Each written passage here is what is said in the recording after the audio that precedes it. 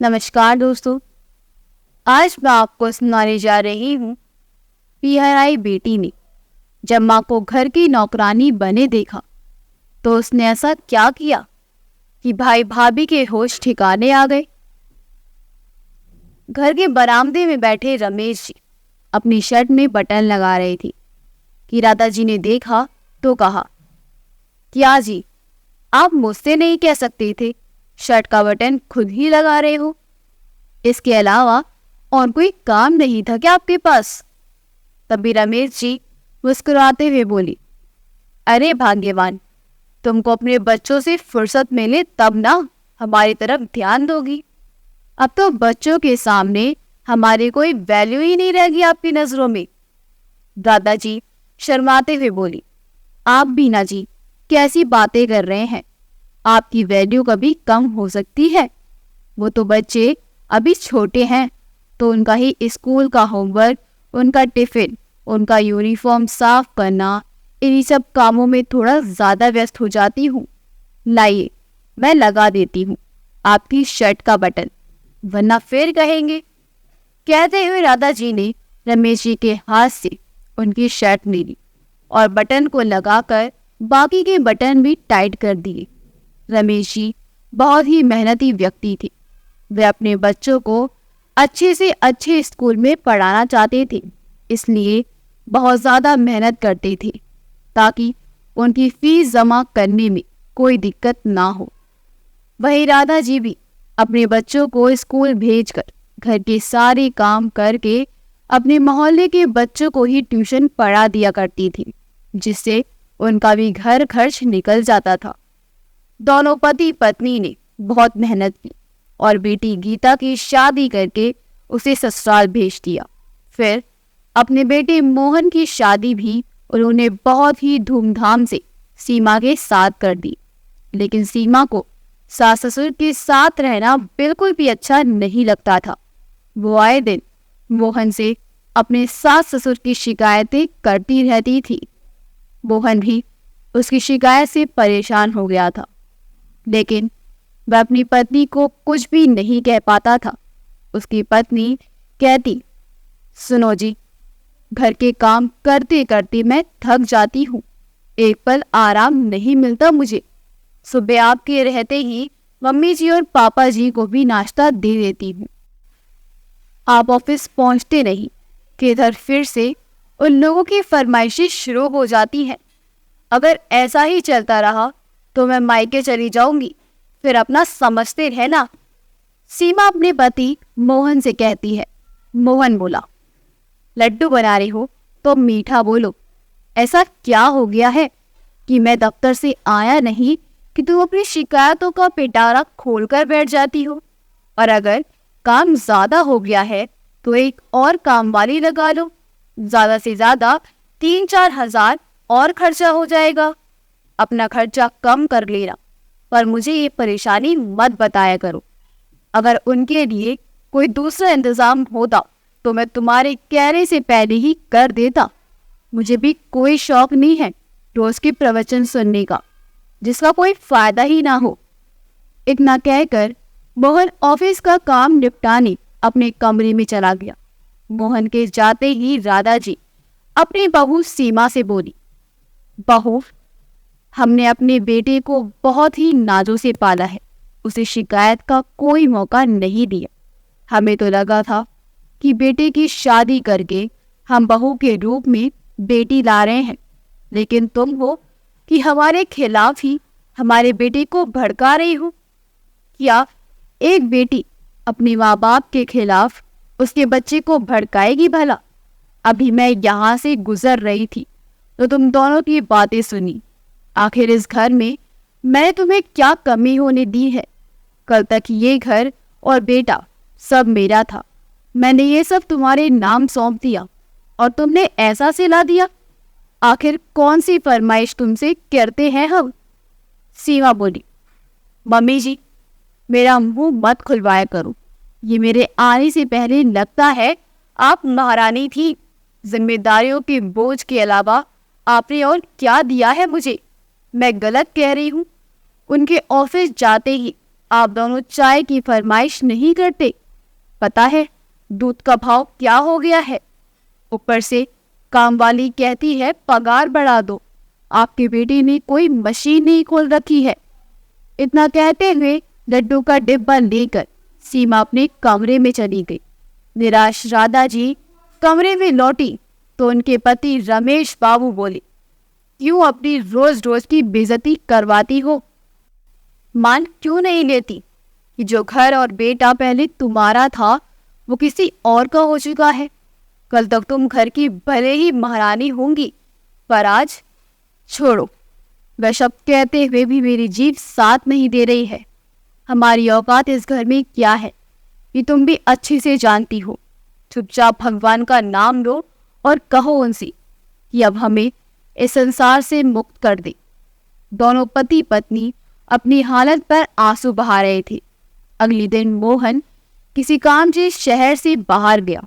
बच्चों ने पिज्जा खाने की फरमाइश की तो सीमा ने अपने और बच्चों के लिए पिज्जा मंगवा लिया और सास ससुर के लिए उसने खिचड़ी बनाकर रख दी। जब राधा जी ने कहा, बहू खिचड़ी तो शनिवार को खाई जाती है, आज तो मंगलवार है और दिन में खिचड़ी? सीमा मुंह बनाते हुए बोली, मम्मी जी गर्मी इतनी अधिक है कि रसोई में मेरा जाने का मन नहीं है। आज खिचड़ी से ही काम चला लीजिए। मैं बच्चों के साथ कमरे में आराम करूंगी तो मुझे परेशान मत कीजिएगा। इतना कहकर उसने कमरे का दरवाजा बंद कर लिया। पिज्जा खाकर बच्चे खुश हो गए और वीडियो गेम खेलने लगे। सीमा के पास कुछ काम तो था नहीं। वह अपनी सहेली आशा से बात करने लगी और अपने घर के हालात उसे बताने लगी। आशा बोली, तुम्हें उनसे काम निकालना नहीं आता क्या? अरे काम वाले को इतने पैसे देती क्यों हो? तुम्हारी सास भारी काम नहीं कर सकती पर बैठे बैठे बर्तन तो धो सकती है। काम वाली से दूसरे काम करवाओ, बर्तन धोना, सब्जी काटना, ये सब अपनी सास से करवाओ। शाम को कुछ चटपटा खाओ और थोड़ा सा उनके सामने भी रख दो। शाम को सीमा ममता के सुझाव पर ही विचार कर रही थी और मन ही मन सोच रही थी कि कहीं अगर वह ऐसा करे और सास ससुर ने विद्रोह कर दिया तो। तभी उसकी छोटी बहन दीपा का फोन आया। पता है मेरी सास मुझे एक मिनट का भी चैन नहीं लेने देती। सब खाकर उठ जाते हैं तब मुझे खाना खाने को कहती है। अगर फरमाइश पूरी ना हो तो मेरी शिकायत मेरे पति से करती है। और ये ठहरे श्रवण कुमार, तुम्हारा अच्छा है जीजा जी तुम्हारी सब बातें सुनते हैं और तुम्हारी सास ने भी तुम्हें कम परेशान नहीं किया होगा। ना जाने ये सास इतनी बुरी क्यों होती है। बहन की तकलीफ सुनकर सीमा ने निर्णय लिया कि अब वह आशा का नुस्खा अपनाएगी। 2 दिन बाद जब मोहन घर था तो सीमा बिल्कुल ठीक थी। जैसे ही वह दफ्तर गया, सीमा ने माथे पर पट्टी बांधी और राधा जी को चाय देने गई। राधा जी ठहरी ममता की मूरत। उन्होंने पूछा, क्या हुआ बहू, क्या तबीयत खराब है? सीमा मुंह बनाते हुए बोली, मम्मी जी मेरा सिर फटा जा रहा है। ऊपर से काम वाली बोली है कि वह बर्तन नहीं धोएगी, उसके हाथ में दर्द है, वह दूसरे काम कर देगी। अब आप ही बताइए मैं बर्तन कब साफ करूंगी और कब खाना बनाऊंगी? कोई नहीं जिसे मैं मदद मांग सकूं। रमेश जी शंका की दृष्टि से अपनी बहू को देख रहे थे। राधा जी बोली, ऐसा क्यों कहती हो बहू, मैंने तुम्हें बेटी से कम नहीं समझा है। चलो मैं तुम्हारी मदद कर देती हूँ। इतना कहकर वह सीमा के साथ चली गई। सीमा बोली, मम्मी जी आपसे बर्तन धुलवाने में अच्छा तो नहीं लगता और आप ऐसा कीजिए नीचे बैठकर बर्तन धो लीजिए, आपको दिक्कत नहीं होगी। मैं लगाकर दूसरे काम कर लेती हूँ। इतना कहकर वह अपने कमरे में आराम करने चली। काम वाली सीमा के कमरे में झाड़ू लगा रही थी। वह बोली, भाभी जी क्यों अपने सर पर पाप लेती हो? जो आपको बहुरानी बनाकर घर में लेकर आई, आप उसे नौकरानी वाली काम करवा रही हो। सीमा बोली, चुपचाप जितना तुमसे कहा गया है उतना करो। बर्तन धोना और सब्जी काटना मम्मी जी कर लेंगी। तुम आज से कपड़े और झाड़ू पोंछा किया करो, और हाँ, सप्ताह में एक दिन मेरी मालिश कर दिया करो। काम वाली हैरानी से सीमा की तरफ देखती रही और अपना काम करती रही। दोपहर के खाने में सीमा ने पनीर की सब्जी बनाई। सास ससुर को रोटी दाल के साथ पनीर की सब्जी दी। राधा जी देखकर खुश हो गई और रमेश जी बोली, आज तो आपकी पसंद की पनीर की सब्जी बनी है। चलिए, लगता है बहू को हम पर दया आ गई। रमेश जी ने कटोरी में हाथ घुमाया तो बोले, अरे ये तो एक पनीर का टुकड़ा आया और बाकी आलू के टुकड़े हैं। राधा जी देखकर बोली, ये भी तो देखिए पनीर कितना महंगा हो गया है। अब सिर्फ पनीर डालकर तो सब्जी नहीं बनाई जा सकती ना, खा लीजिए। रमेश जी बोली, तुम्हारे बर्तन धोने और सब्जी काटने का इनाम तो नहीं है। राधा जी बोली, हे भगवान, कैसी बातें कर रही है जी। अपने घर के काम को कोई ऐसा कहता है, बोलो घर में शांति बनी रहे तो मैं उसके लिए कुछ भी करने को तैयार हूँ। आप बस खाना खाकर आराम कीजिए। अब तो ये रोज का काम हो गया था।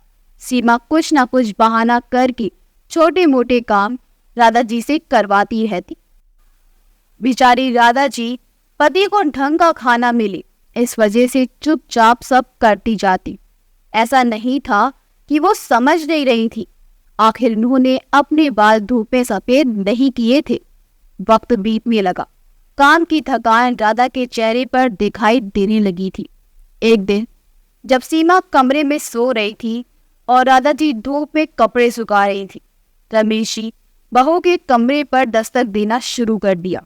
सीमा हड़बड़ाकर गई और बोली, बाबूजी, कोई अपनी बहू के दरवाजे को इस तरह पीटता है? क्या तूफान आ गया था जो मुझे नींद से जगा दिया? वे बोली, बहू, इतनी धूप में जो औरत कपड़े सुखा रही है वह तुम्हारे पति की माँ है और इस घर की मालकिन। उसे तुमने नौकरानी बनाकर रख दिया है। अरे औरत तो ममता की मूरत होती है, फिर तुम्हें अपनी सास के साथ ऐसा व्यवहार करते हुए शर्म नहीं आई? देखो उसकी हालत कैसी हो गई है। सीमा बोली, बाबूजी, मैंने उनसे नहीं कहा है कि अभी कपड़े सुखा ले। अरे शाम हो जाती तब आराम से सुखाने चली जाती। अगर आपको इतनी ही चिंता हो रही है तो आप कर लीजिए। वैसे भी पूरे दिन पलंग ही तोड़ते हैं आप। इतना कहकर वह कमरे में चली गई। रमेश जी ने राधा जी की मदद की और सारे कपड़े चारपाई पर रख उन्हें कमरे में दे गई और बोली, अगर तुमने मेरी बात नहीं मानी तो मैं आज से खाना पीना छोड़ दूंगा। तुम्हारी ऐसी हालत अब मैं नहीं देख सकता। चुपचाप से थोड़ी देर आराम करो। अगर बीमार पड़ जाओगी तो ना बेटा दिखवाने ले जाएगा और ना ही बहू दो रोटी देगी। समझ रही हो ना मैं क्या कहना चाहता हूँ? राधा जी चुपचाप पसीना पोंछते हुए चारपाई पर लेट गई। रात हुई। बेटा खाना पीना खाकर जब मोबाइल लेकर आंगन में बैठा तो रमेश जी उसके पास गए और सारी बात बताई। मोहन बोला, माँ अपनी उम्र में काम नहीं करती थी और ऐसे भी बुढ़ापा में थोड़ा बहुत काम करते रहना चाहिए। आप तो ऐसे कह रहे हैं जैसे सीमा आप लोगों को खाना पीना नहीं देती। अरे अपने घर का काम करने में क्या बुराई है? रमेश जी निराश होकर अपने कमरे में चले गए।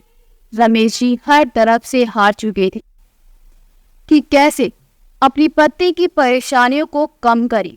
तभी उनकी बेटी गीता का फोन आया। रमेश जी ने इतने दिनों की आप बीती सब बताई और बोली, बेटी, जिस पत्नी को आज तक मैंने कभी कुछ नहीं कहा, आए दिन बेटी बहू उसे खरी कोटी सुनाती रहती हैं। मेरा सीना छलनी छलनी हो जाता है। मैं पुरुष हूँ, आंसू नहीं बहा सकता और अपनी पत्नी की ये दशा देख भी नहीं पाता हूँ। गीता ने आश्वासन दिया और बोली, बाबूजी, आप चिंता मत कीजिए। बच्चों की स्कूल में कुछ दिनों की छुट्टी होंगी तो मैं आ जाऊंगी। आकर माँ से बात करती हूँ। तब तक आप अपने और माँ का ख्याल रखिए। इतना कहकर गीता ने फोन रख दिया समय बीत रहा था।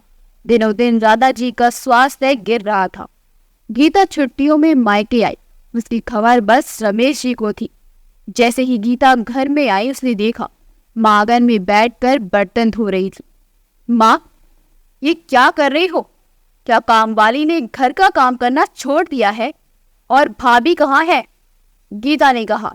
ननद की आवाज सुनकर सीमा हड़बड़ाकर उठी और आंगन में देखा तो ननद सास का हाथ धुलवा रही थी और बोल रही थी, माँ, भैया की शादी करके क्या अपने लिए मालकिन लाई थी या घर की बहू लाई थी जो आज ये दिन देख रही हो?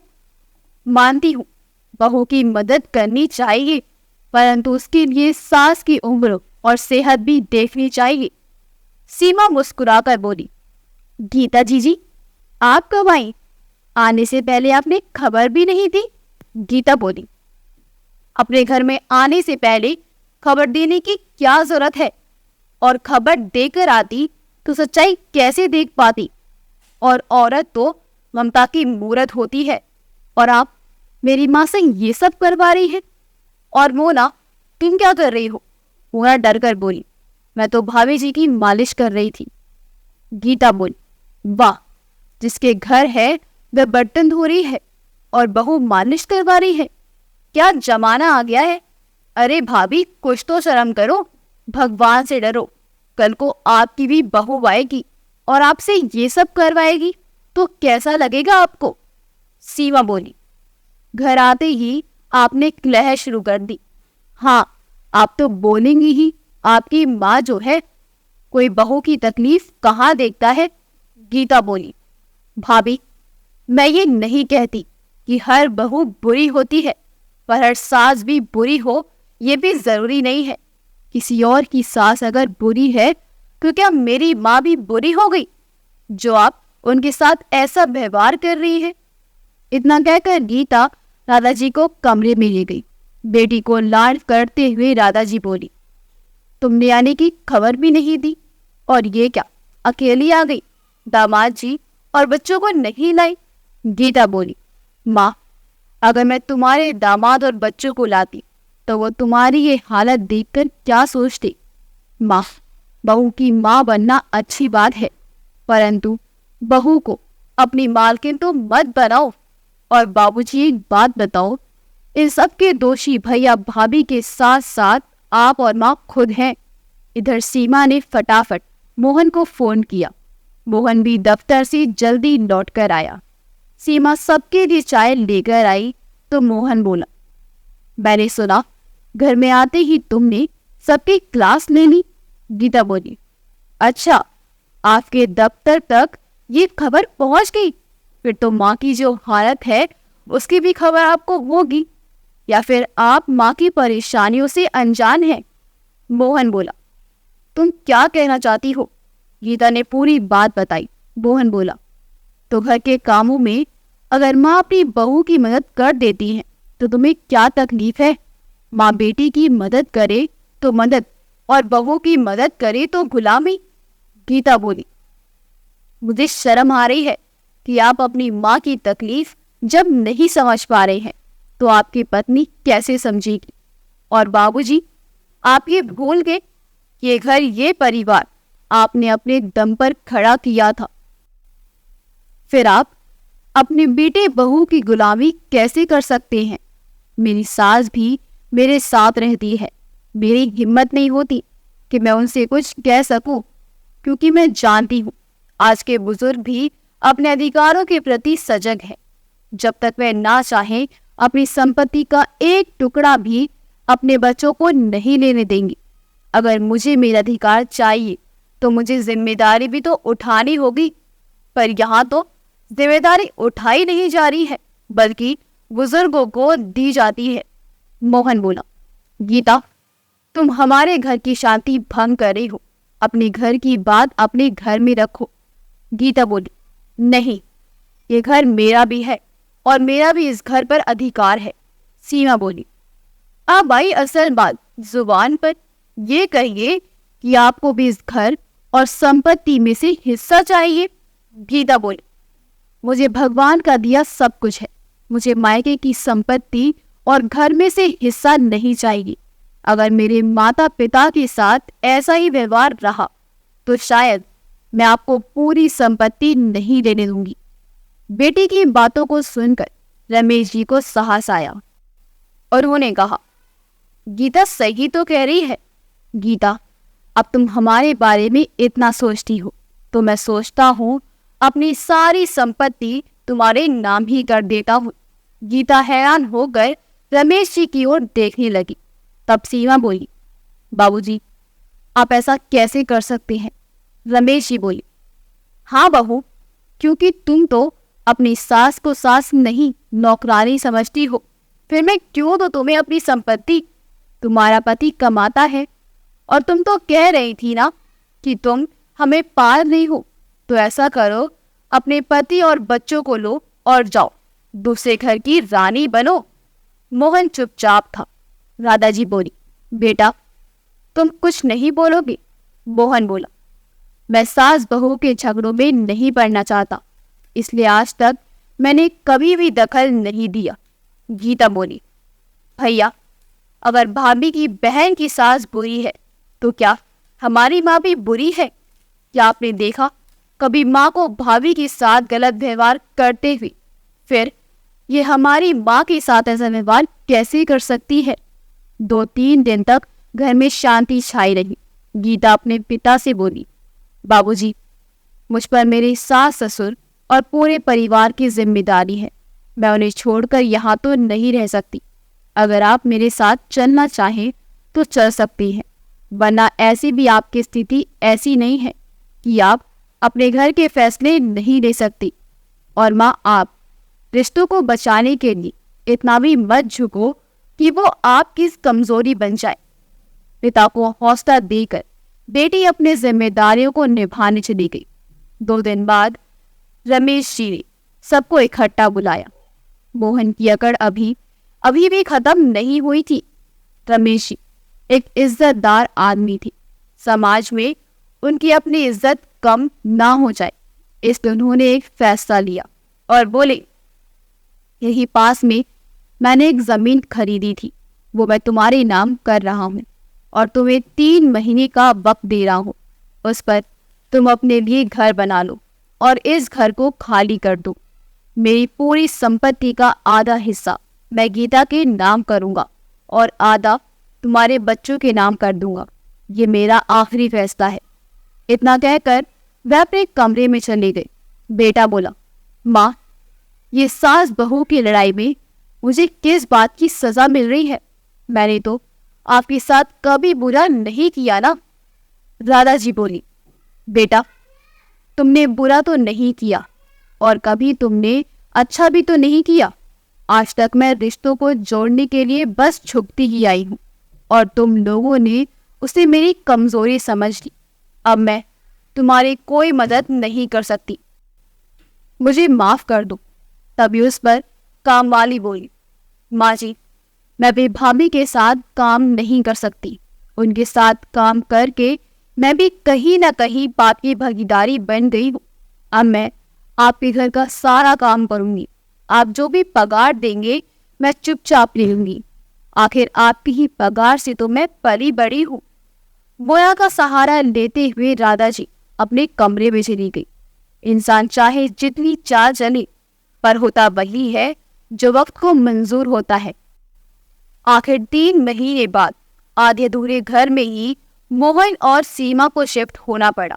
अब सीमा को पैसों की बचत के लिए अपने घर का सारा काम खुद करना पड़ता था। रमेश जी ने कामवाली के पति को भी अपने घर पर काम में लगा दिया था। अब वह बागवानी की देखभाल करता और बाहर के सारे काम भी करता। ऊपर वाले कमरों में किराएदार रख लिया तो पैसों की कोई दिक्कत नहीं थी। तो दोस्तों, रिश्तों को बनाने में इंसान की उम्र बीत जाती है, पर किसी एक की गलती से वह रिश्ता तार तार हो जाते हैं। अगर आपको हमारी कहानी अच्छी लगी हो तो हमारे वीडियो को लाइक करें, शेयर करें और हमारे चैनल योगी वॉइस को सब्सक्राइब कर दें। मिलते हैं अगली वीडियो में। आपका बहुत बहुत धन्यवाद।